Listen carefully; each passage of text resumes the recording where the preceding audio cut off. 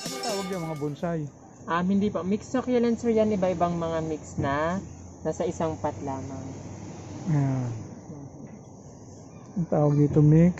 Mixed succulents po. Marami pa rin sir kami dito na sa isang pot. Isang succulent.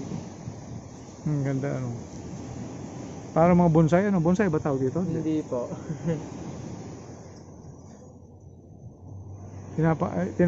Pinapangalanan mo. Yes sir. Para madali po i-identify ng mga customer. Customer.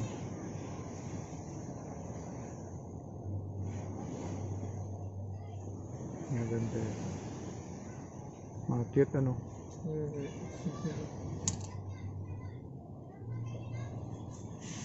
Ito nga ako yung mga.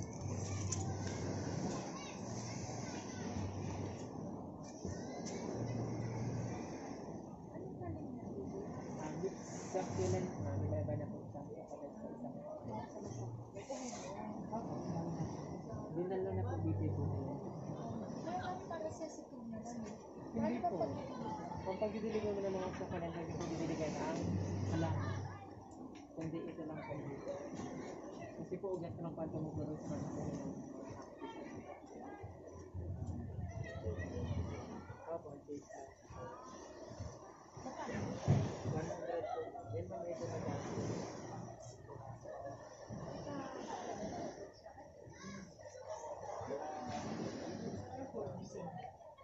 Siberia created po. Mga ganun. Mas maganda po kayo lipat habang lumalaki. Kasi po ito, kagaya nito, lumalaki pa po yan ang ganito. Mas pa lumalaki, mas nanganganak po.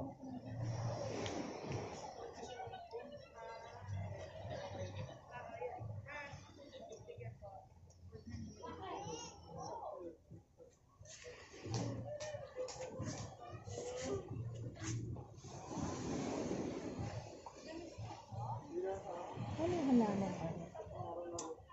Okay.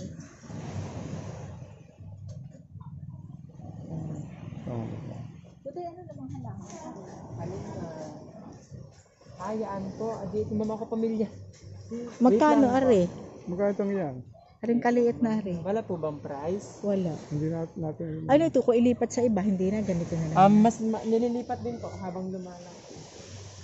Ano ang lupa buhangin? Ito po, pumice po, matanghido pumice. Ano yan? Ano Tapos yan? ito po, soil mix na Dapat po. yan ang paglalagyan nito? Yes po, mas maganda ma'am kasi mas madaling na-absorb yung tubig pag Pati yung dinidiligan nyo. succulent, yung ano? Yes po. Yan na po, Ito ito pala po. yun. Ito po mga lupa ng mga cactus, ganyan po yun. Ito pala ang ano yun. Ito ang ginagamit. Ginagamit. Opo, yan po ay Orostakis. Nga pangalan pala eh. Opo.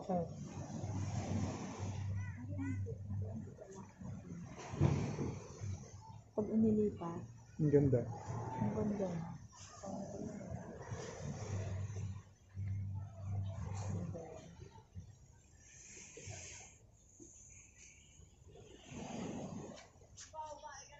Wala na yung ano yun.